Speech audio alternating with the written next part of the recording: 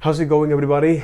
Eulier Gonzalez here, and in today's video we're going to talk about is the goal of the hard part of object-oriented in JavaScript, which is a course taught by Will Sentence. Shout out to Will Sentence, which is the CEO of CodeSmith, a software engineering and machine learning residency, headquarters on London, New York, and also in California.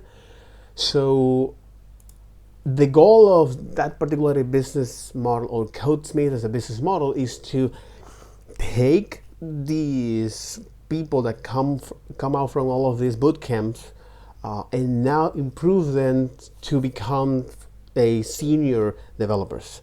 So what is the things called senior developers? So a senior developers, unlike mid-level or any other developers, is like, so these mid-level seniors, they can implement a solutions even though they haven't seen that solution before. But the difference between the senior developers is that not only that they can do that, which means is that implement any solution even though they haven't seen, or even if they haven't worked with that tool before, but also empower a team. In other words, make it meaningful to others. And that's the role of a senior developers, or any senior out there, right? Is that make the abstract and the complexity meaningful to others. That's the whole goal, and this is one of the things that I find value. I resonate vastly with this idea of providing value. And in today's video and from this course, we're going to see how can we provide value, particularly by looking at the object-oriented programming paradigm, which is an important paradigm for thinking about how we're going to write our applications at scale in a professional engineering environment. So there are some couple interesting questions here, like scale and professional, or certain words here that might caught your attention. So for example, like scale. Why do we do things at scale? That's one of them. And second is that why in a professional manner? If you want to do things at scale, in other words, if you, for example, want a laptop, a mouse, a smartphone, or, for example, some ramen, or some, how do you put it, is the compound, yep. Or if you want some compound, all right? To make that scalable, in other words, to make that available for others, okay, that's when we need to think about how to do that. Why is that? Because when you do things at scale, you not only let your product be consumed by others, or let others improve their life as well with the product that you are selling. I think that's something very important, very valuable. Not all of the people that consume your content or your product will use that in the most effective way to solve their own problems. But those who do that, now they will see tremendous economic output out there to solve at least their material conditions. And therefore, they have much more time to think in better problems, okay? Philosophical problems, that kind of thing. So that's one of the reasons why we do things at scale. And this is something important to give a little bit of context, since as a software developer and as the economy at scale shows that the ability to provide a product or a service at scale to solve someone else's problems in the market or to provide something in the market is something that is valuable, not only for the seller, but also for the consumer, buyers, sellers and buyers, and they also can improve their productivity with those things that they are acquired to solve their own problems. This is when fields like economy, software engineering, psychology kicks in. Again, because the whole point of today's course is to especially talk about is on this particular paradigm, okay? But you can see that each one of those faculties are interrelated each other. So we are not looking at this content, or in this case, all of this knowledge in isolation. We have to do that in a way to can be approached in a way that is approachable, in a way that is meaningful to others. Even though that a lot of people actually don't get it, okay? For example, don't get it, this relationship right now, it doesn't matter, but at least to as a person and someone that actually wants to improve their craft, and someone that wants to provide solutions in a professional way, in a way that is commitment, in a way that is logical and has responsibility, and have dedication of that. That's where the professional word came from,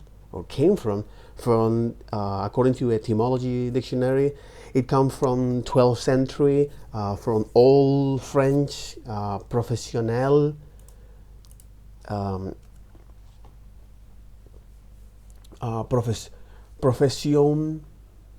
profession or profession, something like this, profession, where back then it means vows taken upon entering a religious order. Right now, our religious order is now the faculty, is the science here. Which now it becomes to say, hey, people that actually now dedicated to a faculty, and they are commitment, and they show commitment to that faculty is now, so they are known as profession. So people that take some vows, that's one of the reasons why a lot of people, especially when they go to a university, which is the reason why a lot of persons, and again, this is being devil advocates here. I'm playing devil advocates here. So those universities or those religions recognize that, because once you provide people with some knowledge, historically, we have looked at that some of them wants to do that and wants to use that knowledge not for good intentions. They want to do that is for persuasion and try to convey their ideas with power and try to create conflict, that kind of thing. So because of that, they say, if I'm going to provide you this content or this concept, knowledge, you must take sacred vows to enter in that. And once you pass through all of these tests, all right, you have now is the particularly mental model, the particularly vision of, say, the knowledge that you're going to do, try to use that in the best possible way for the humanity. So again, this is me playing devil advocates with this. And also look at the psychological aspect, especially when people actually are learning something. So that's great. That's good. So that explains, broadly speaking here, about the profession, okay, and why, as a software developers, we need, for the goal of this is that we're going to see how to write programs that can scale in a professional engineering environment. So that particular paradigm is object-oriented programming. So we can summarize this, okay, is that with economical output, with an economical, with an economy mindset plus a psychology to actually solve a problems, or to actually solve someone needs out there in the market. So that's quite compelling, I must say, completely, man. So because then I'm gonna look, is this a specific objective? So you have the OOP plays out in JS, okay? Classical styles of OOP, subclassing, how prototype change works, something that I'm quite familiar. I just wanted to refine this a little bit. Measure new features and communicate with precision, which is the entire reason of what I'm doing this series of videos. Okay, that's great. That's absolutely cool. Okay, and here we're gonna take a look at a little bit of his history from Will Sentence. Who is Will Sentence? He's currently the CEO and co-founder of CodeSmith. As I mentioned before, this software engineering and machine learning residency that wants to take all of the people from bootcamp, which is something that is great, and kind of accelerating into a senior roles, okay? And for that, we need to take a look at what are the things that companies, even for yourself, is important to provide, okay, and to know what are the skills that you need to. So analytical skills is like, hey, any new knowledge, or when you are able to do something new, are you capable to find a new way to push through that? Okay, so it's the ability to when you hit a block, it's the ability of when you hit when you hit something new.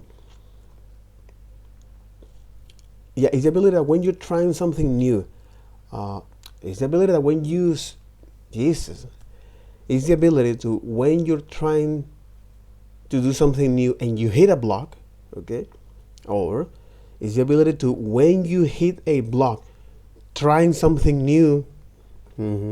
That's the order. That's the semantics. It's the ability that when you hit, okay, it's the ability that when you hit a block, trying something new that you haven't done before, you come out on the other side successfully. So that's one of the reasons why not only analytical skills are required, is that how good is your thinking process, okay? And do that step by step. It's like, hey, I encountered this particular challenge here, or when trying to when you hit a block, trying something new that you haven't before, you push through that and come out the other side successfully. So this is where the pedagogy is all about, okay? And is that you have tons of blocks, so we need to give you the principles so you can push autonomously through the blocks. So yeah, and that's what separates is also the senior developers, that now they have this technical communication, this ability to communicate their ideas, the complexity, and to make it meaningful for others, and to become is a thought leader in their industry. So you, as a senior developer, you're going to give meaning to others. That's something, oh my God, that, Jesus.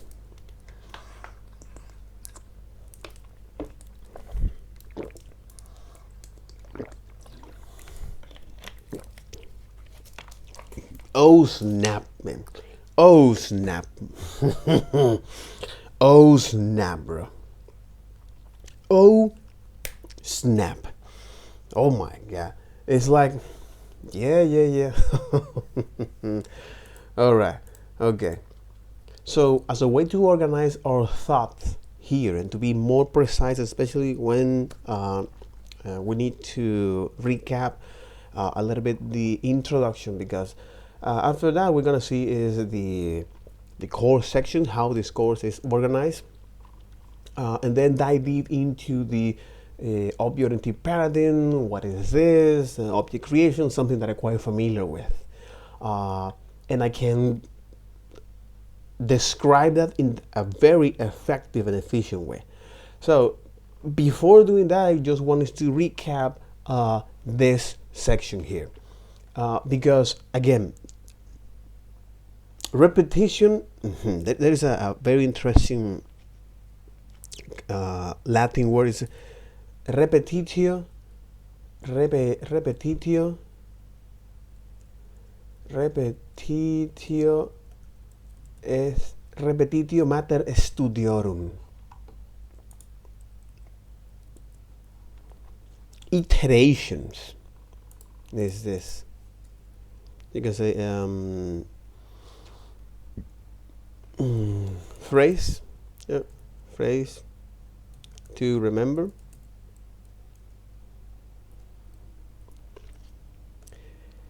Repetitio mater repetitio mater studiorum is this? Really? Repetitio e master. I think it's mater studiorum. The thing is this. Repetitio es mater studiorum. Let me see if I can get that from etymology. Etymology.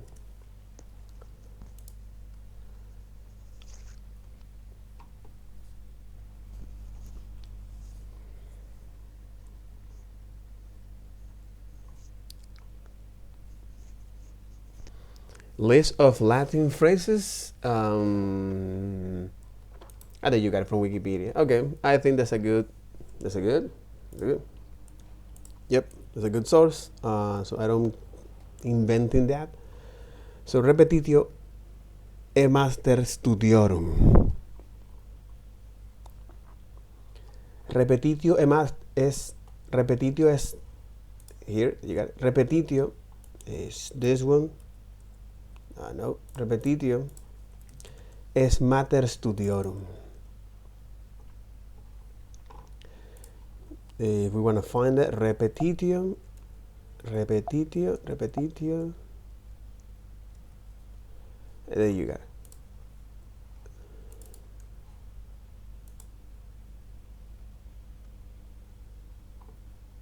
Repetitio e master studiorum. Repetition is the mother of study or learning. Instead of repetition, it's actually quick iterations. The faster you do these iterations, the better off will be for you. Completely. Well, actually, the way how even talk English right now is quite astonishing compared to 2 years ago, 4 years ago. It's like, not at all. So yeah.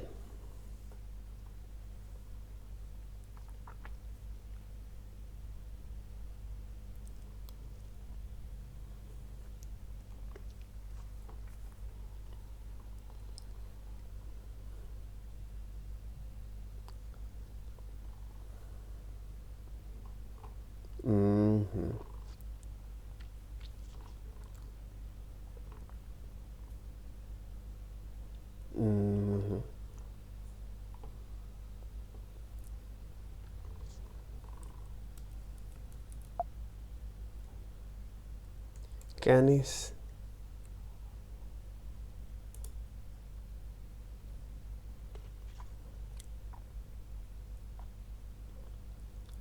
and the other is canis canem erit.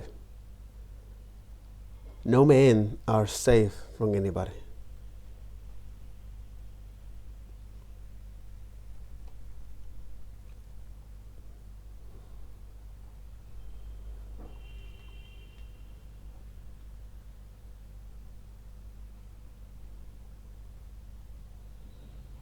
Anyway,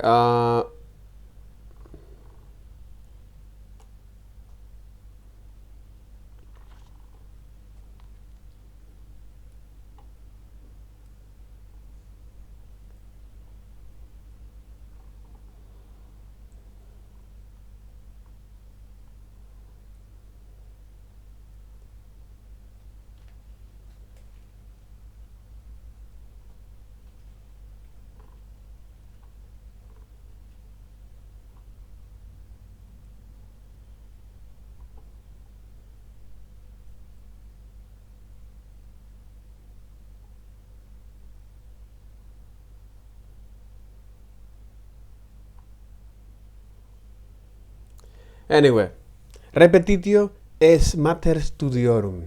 Repetitio es mater studiorum. And that's one of the reasons why I'm going to quickly recap about this, the goal of this course, okay, is to, as a software developers, look at this particular pattern, look at this particular paradigm approach of developing applications in JavaScript called object-oriented programming that allows to write that is giving us a way of how can we write applications at scales, application that can solve someone else's problem, that can satisfy a needs on the markets, and do that in a professional engineering environment. A professional, which is come from the French word circa 12th century, profession,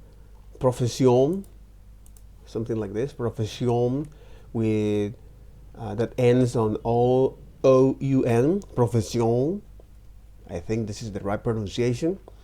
Okay, so profession, that back then it means taking vows upon entering into a religion's order.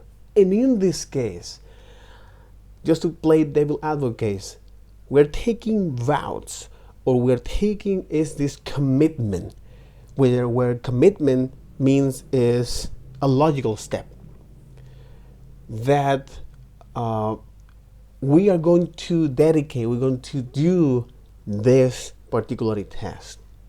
And now, as we do this, we're gonna build our reputations that lead us is to be recognized on the market among people and say, hey, this person is good, for example, doing now application. So he's very good at writing that, and architect, that kind of thing.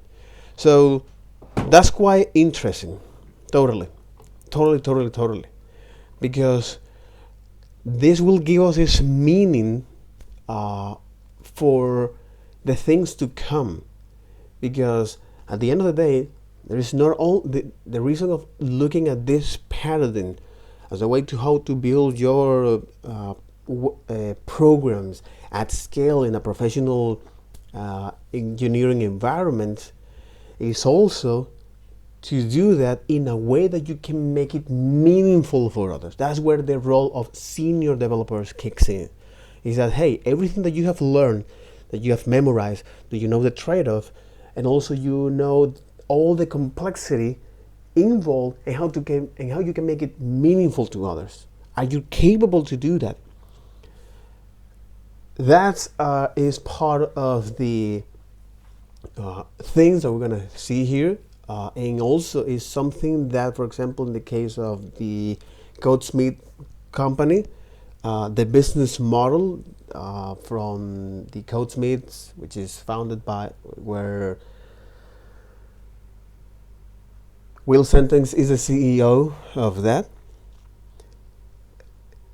It's say, hey, we're going to take a couple people from boot camps, all right, and we're going to accelerate into a senior roles, because this is what is needed in the industry. This is what people actually require on the industry, and that's great, and that's good. That's great.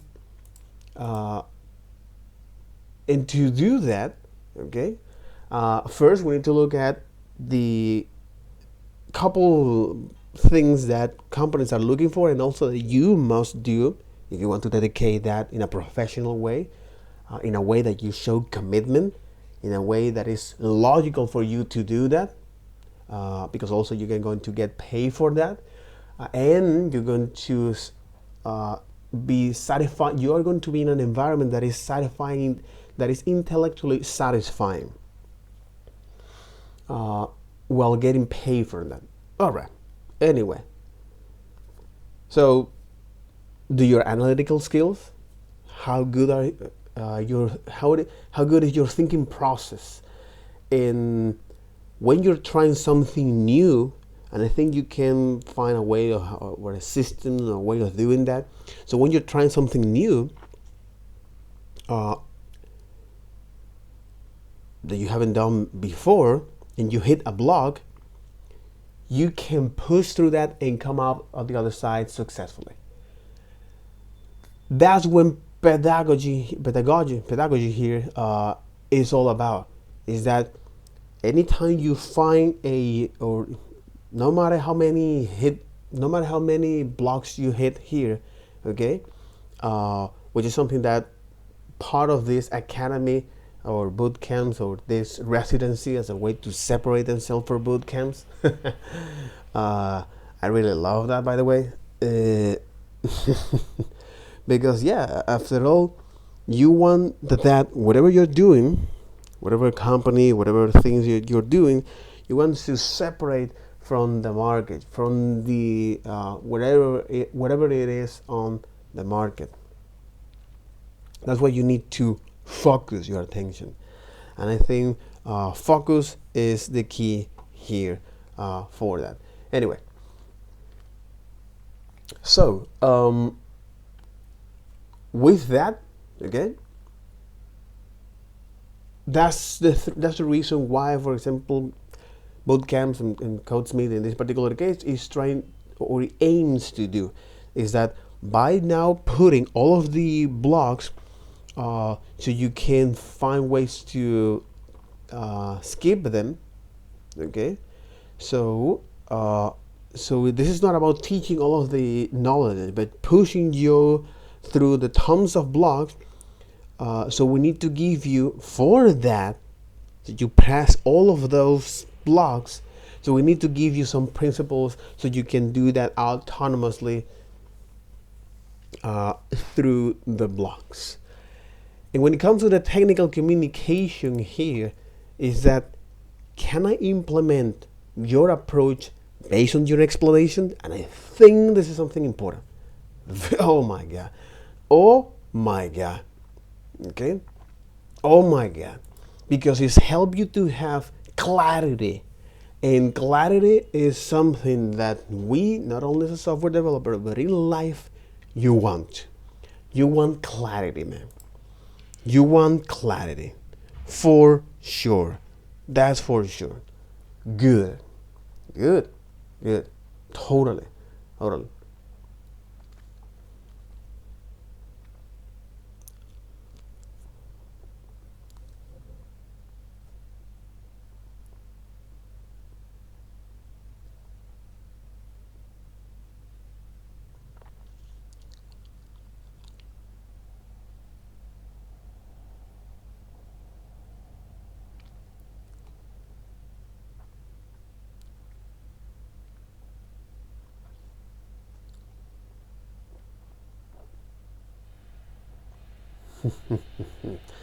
Oh my God. Oh my God. It is time. It is time to grow. Anyway.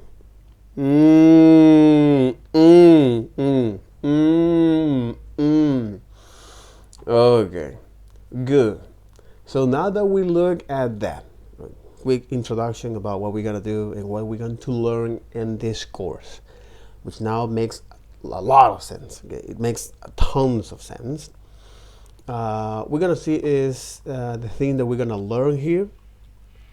Okay, like how OOP plays out in JavaScript, classical styles of OOP, subclassing, how the prototype change works, why do we need this prototype change, okay, and how do we get here, and the major features of class and extends and class extends and super, which are keywords or features from the ECMAScript 2015, which is the specification of the language itself, where now browsers, vendors actually take inspiration on that, or JavaScript engine take inspiration on and follow that. So you can communicate that with great precision. Okay, so this course is organized in first let me put it here, the introduction of the introduction of object-oriented paradigm, introductions of object-oriented paradigm. Okay, so like this. Okay, I think it's this. Okay, much better. So core sections. Okay, so first we're going to look at the introductions. Is the object-oriented paradigm. Is like, why is that? Why, especially when you are writing all of these tons of code, okay, you can, we need to find a way to actually organize all of this spaghetti code, okay, because we have all of this line of code, and we need to find a way to make our life much more easy when it comes to organize that code and that data. So how can we do that? Especially here in the software.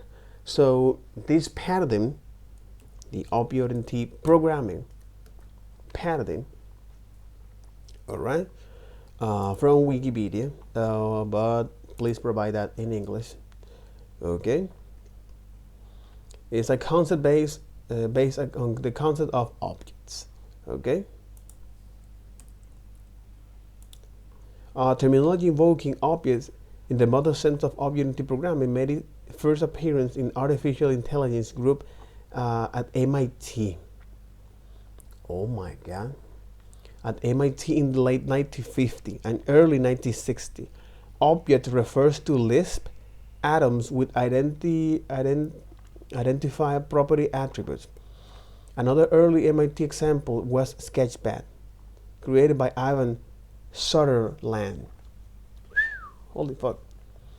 In the glossary of 1963, technical report based on his dissertation about Sketchpad, Sutherland defined notions of object and instance, with the class concept covered by master or definition, albeit specialized to graphical interactions. Also in 1968, MIT Algo version, the AA0, established a direct link between the data structure plexes in the dialect and procedures pre-configuring what we later termed message, method, and member functions. Topics such as data abstractions and modular programming were common points of discussion at this time. Data abstractions, how you can make your applications much more easy to maintain, all right, by encapsulating, by bundling all of this data in a way that is making easy to manage. Modular programming. So independently of later MIT work such as AAD, Simula was developed during 1961 and 1967. Simula introduced important concepts that are today an essential part of object-oriented programming, such as class and object, inheritance, and dynamic bindings. Dynamic bindings. The object-oriented Simula programming language was used mainly by researchers involved with physical modeling, such as the model to study and improve the movement of sheep and their context. But again,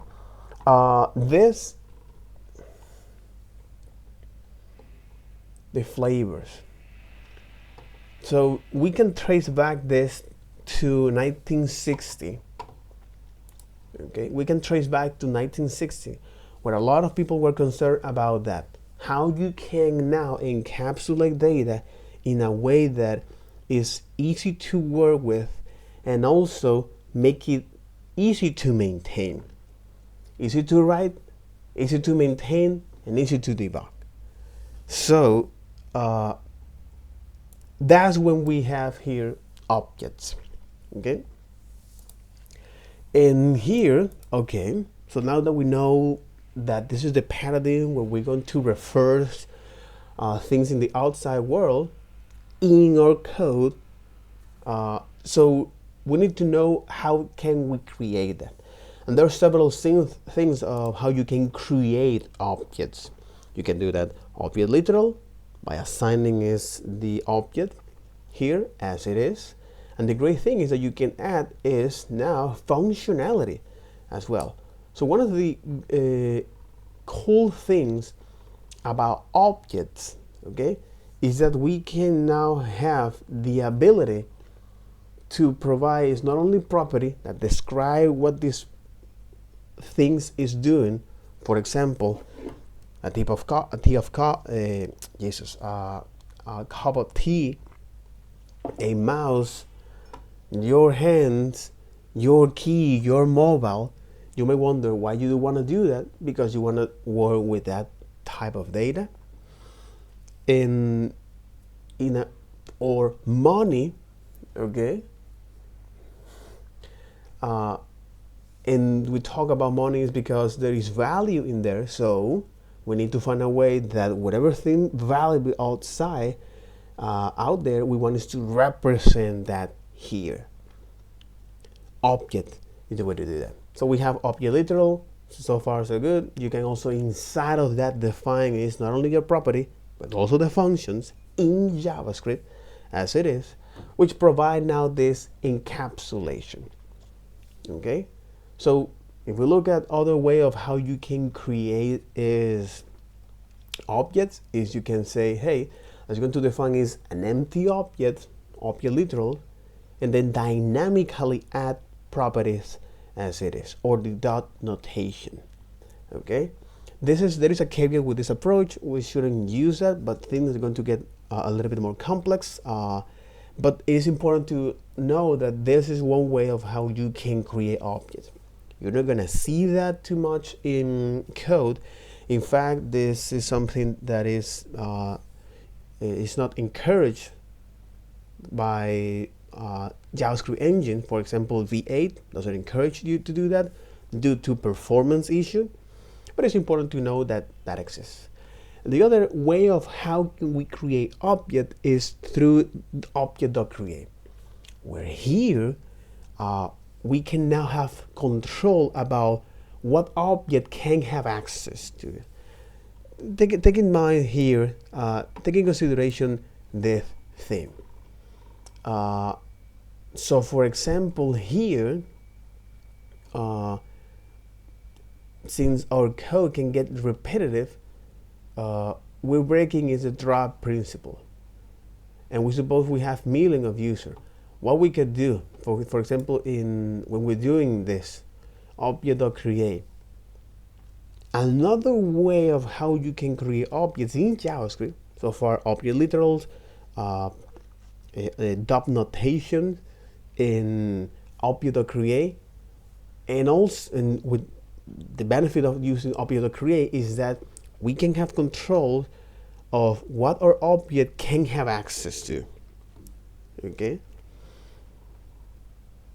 and that's quite interesting. So hey, this object can have access to all of this property that we're going to pass. And another way of how we can now write our function, especially in a way that we can add property or add functionality, make it easy to reason about it, But the problem is that this particular approach of creating users, users with functions, the problem with that is that the moment you start to create now functions or adding functionality is the moment when you're starting to duplicate all of this reference in memory. So that's not good in terms of memory. It's not memory efficient. That's one of the reasons why we have all of this particular way of creating objects. Okay, object literal, object dot notation, not encouraged, object dot create, that we can have much more control about what this object can have access to. All right, and the other is with function. And the problem with function is that it's like, because anytime you define functions inside of that, so for example here, follow me along, as a way to improve our technical skills. So what we're doing here is, first we're defining is a user creator functions, okay, and store the reference there in memory, and then we're going to define this account called user1, and the result from the user creator will be assigned to the user1. So, but what is the result of user creator? It's going to run now our function here. So first thing first, anytime you get into a function, you create a new branch execution context that it will first going to register all of, in local memory, all of your data, in particularly all of your parameters and arguments. Parameter are actually the name of the property, and argument is the value. Okay, so the key value. So here we are storing is first the property name with their value field, and the score property with their value 4, and then we are now creating is an literal object here. Okay, we're creating is an empty object, and we're doing this with a dot notation. So we here after that we are saying add dynamically a property called name to new users and assign their value from the name parameter. Okay, similar to this, create a property. So you can read that from here to that. So create a property called score in the new user dynamically and assign their value to the score from the score argument. The same for new user. Let's go to increment, but in this case, let's go to now define a property called increment that we'll assign is a function here, a function definition. Okay, well, we're going to store that in memory, and similar to our and then after that we're going to return is the object. But as you can imagine here, the problem with this approach is that for our first object like this, we get now is a reference of our function increment as one of them. When we call that here, we also hold a reference of the pretty much the same function, but that is pointing to different values here. The thing here with this approach, when you are creating objects with functions, okay, is that it is inefficient. It is memory inefficient, because now we are holding reference in memory for all of these functions that is generated. Okay, as it is. So there must be an alternative or a better way to actually store that once in one place, and we can just actually make reference to that. Because especially if you have 100 users and 200 users, that's not feasible in terms of memory. So what would be a better way? that's when we look now at a design pattern, because we encounter a problem here, okay? And design patterns are typical solution to common problems, okay? So we find a problem here, and the problem here is that, hey, we have is now this duplication here. How can we deal with duplication here? Because we don't want to have that. So we need to find a way to actually have is that data stored in one place, and anytime we want that, we just make reference out of this. So we need some sort of blueprint, some sort of prototype from that. So that leads to the next topic here, which is the prototype and new, which is now the next section, and that is the prototype. The problem with this approach is fundamentally, each time we create a new user, we make space in our computer's memory for all of our data and functions. Exactly, prototype and new. Prototype and new.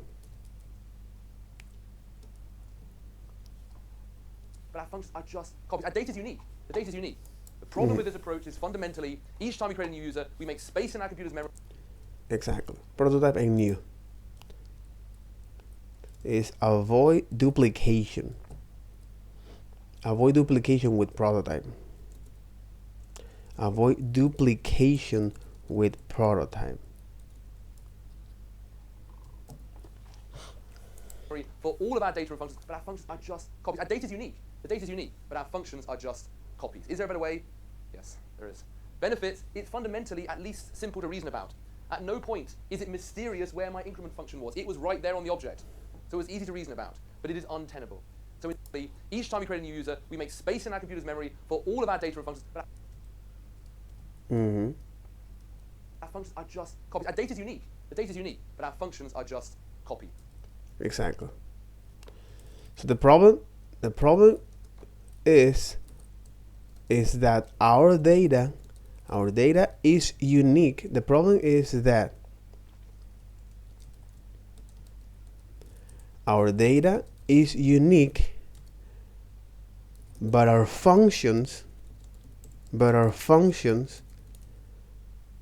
are duplicated. Okay? Is there a better way? Yes, there is. Benefits, it's fundamentally at least simple to reason about. At no point is it mysterious where my increment function was. It was right there on the object. So it's easy to reason about, but it is untenable.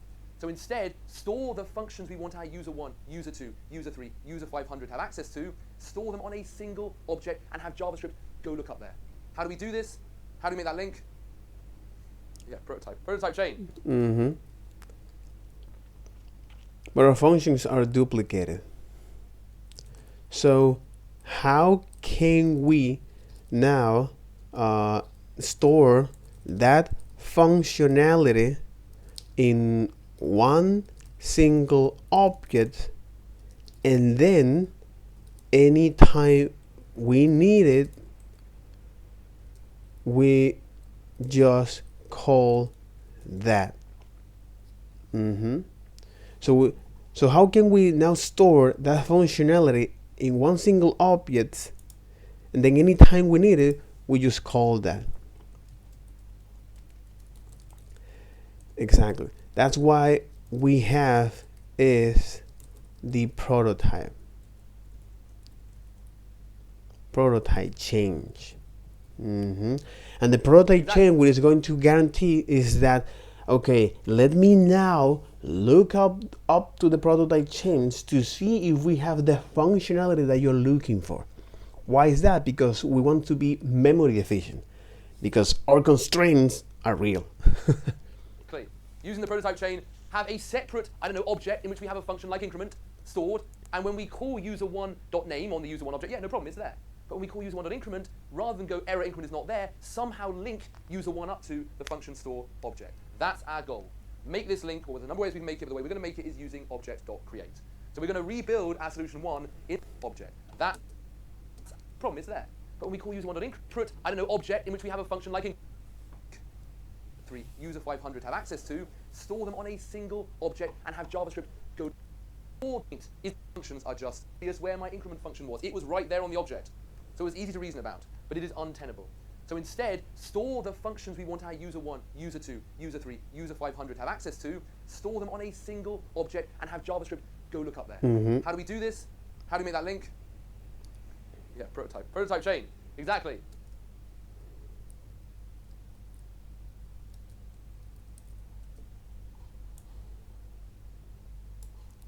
Using the prototype change.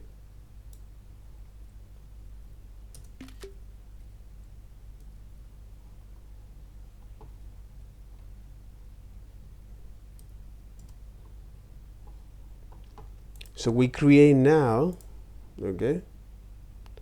We create now that object there, okay?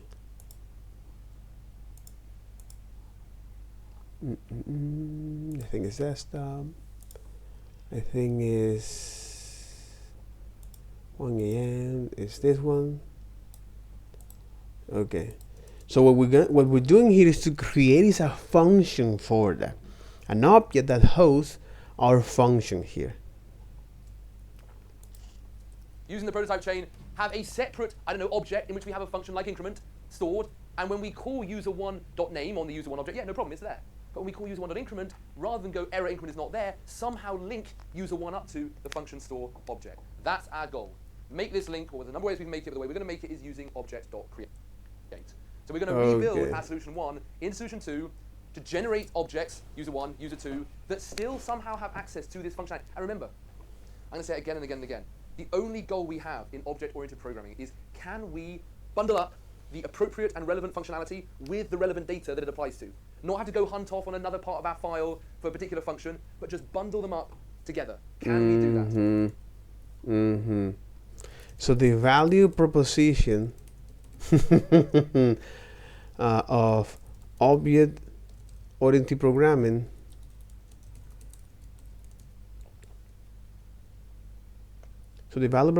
of object-oriented programming,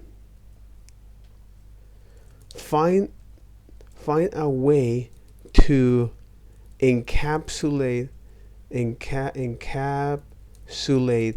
data and their functionality. Makes a lot of sense. So we can have in there work with that. That is our fundamental to. Not have to go hunt off on another part of our file for a particular function, but just bundle them up and relevant functionality again and again and again. The only goal we have in object-oriented programming is, can we bundle up the appropriate and relevant functionality with the relevant data?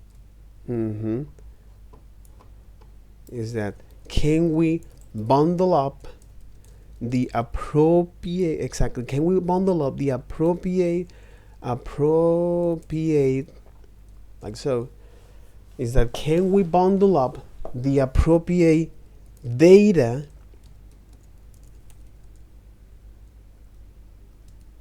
and their functionality, because it's like, can we bundle up the appropriate and relevant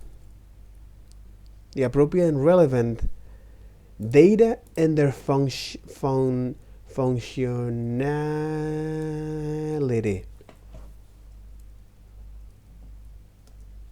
So that it applies to. Not have to go hunt off on another part of our file for a particular function, but just bundle them up together. Can we do that? That is our fundamental goal. All right, so we're going to walk through this code, and hopefully, I'm actually going to tell you right now, folks, this code here is going to turn out to be highly effective, and actually going to be the approach that answers the question, one of the most popular. So how can we do this? Using the prototype change.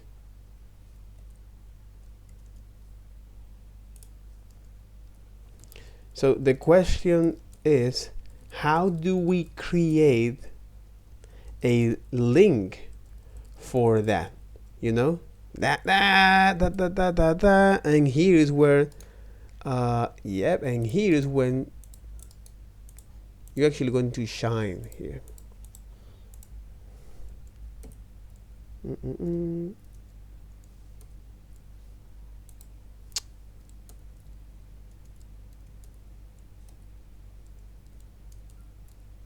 Really? Okay, no problem. How can you now bundle up? So that's quite interesting here, because for example, we got is this, so we can now abstract is the logic here by saying, hey, let's go to create is an object here, say user. Okay, it's going to create a user one that will contain is the data, only the data. In our case, that will be is the name. We're using is object literal to do this. Okay, user one with the name of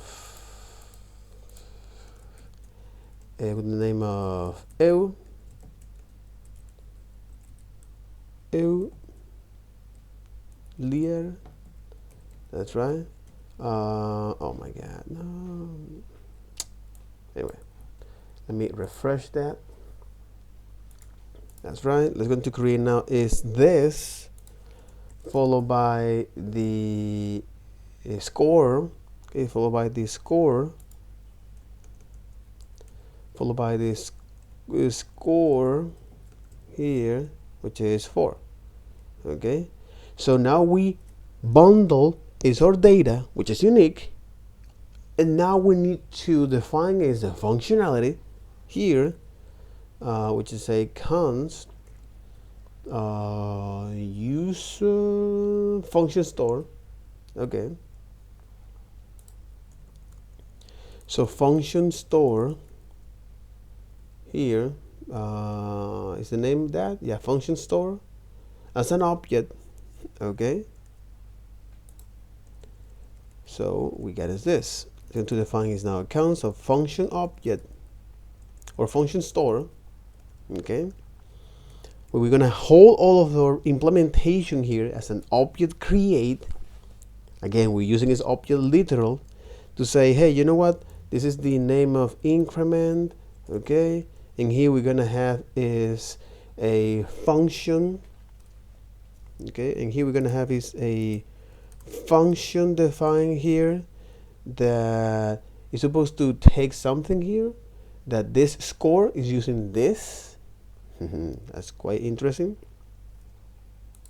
They say, hey, this dot score, okay, plus plus, so we're going to return that. Okay, plus plus in another function here, which is increment, and the other function here is login. You say login, that's what it is. Function console log your login. Okay, so we are now defining is a function here. There's a function definition, and you say, hey, I want you to now is define this terminology, this concept here, or this is definition here. It's like, hey, you are logging, you are logging. Okay, good. So now that we define the syntax missing error here, yeah, because I think we have some duplicate, yeah, of course, is this one. Okay, it's this one, and now JavaScript say, hey, there's something wrong with that. Come on, there's something wrong with that. I executing line by line, and I find an error here. Now it is good. Now it is done. So how can we create now our link here? So object.create, since object.create allows us to have much more control of about what property method can this object have access to, which is that. Senior dev questions in JavaScript. This approach, people, is going to turn out to be the answer to how does the new keyword work under the hood. One of the most popular senior JavaScript developer questions out there. This approach, people, is going to be. So we're going to walk through this code and hopefully for a particular function, but just bundle them up together. Can we do that? That is our fundamental goal. All right, so we're going to walk through this code and hopefully, I'm actually going to tell you right now, folks, this code here is going to turn out to be highly effective and actually going to be the approach that answers the question, one of the most popular senior dev questions in JavaScript. This approach, people, is going to turn out to be the answer to how does the new keyword work under the hood. Exactly. Exactly. And I think that this is very, very important to understand what's the new keyword works under the hood. The mechanism. See here. So once we create this, okay. So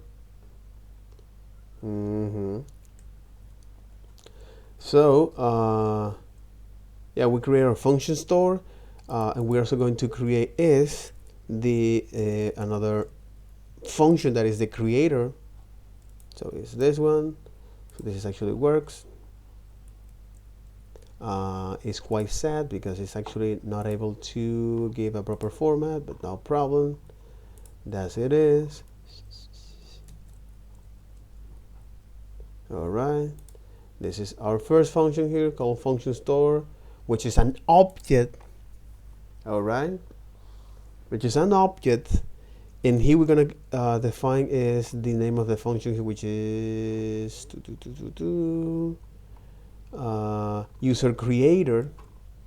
So user creator, where we want to do that with a function approach to create objects using the name and the score here as parameters defined inside of this function.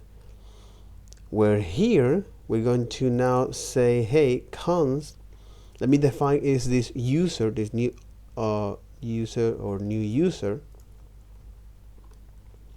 Okay, so they call this like, yep, new user. You say, hey, new user, it'll be an empty object, literal. This is a way how you can create objects. Then using the dot notation by saying new user dot name. I want you to add this property called name to this new object and assign their value from the name argument, from the name parameter argument. Pretty much the same from the new user here. Okay, for score, okay, equal score, and now when it comes to actually say, hey, how do we make this link to only have one reference of all of the functionality that are duplicated, but the data is unique? So how can we do that? So instead of doing this object literal here, we're gonna use is the object dot create, and we're gonna pass now the function store in our object here, and then we're going to return the new user as it is. So here, anytime we create that, we only have one reference for this object.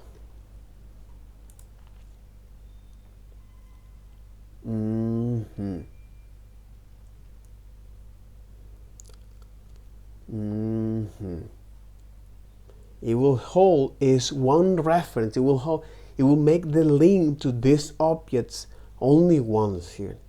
One of the most popular senior JavaScript developer questions out there, and we are going to answer that question. So, for example, is this.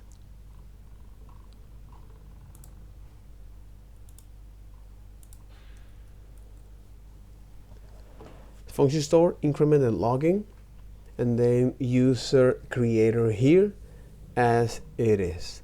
And then you can now run the user creator, okay,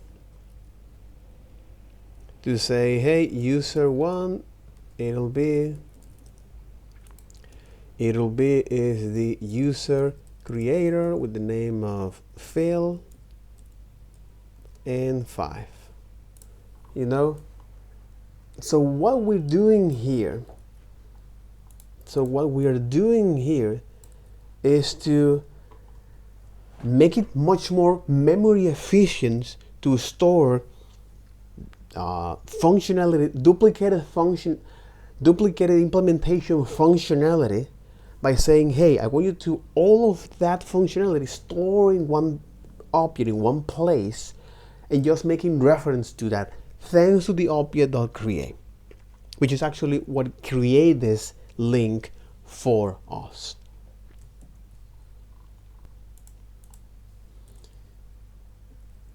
Here we are going to see one of the most popular question asked in interview,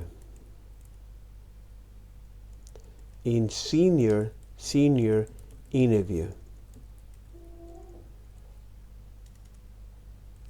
What the new keyword does. What do the new keyword what do the new keyword do? What is the role? And we are going to answer work under the hood. One approach, people, is going to turn out to be the answer to how does the new keyword work? It's mechanism. How the new keyword works under the hood. That's all. Under the hood. One of the most popular senior JavaScript developer questions out there.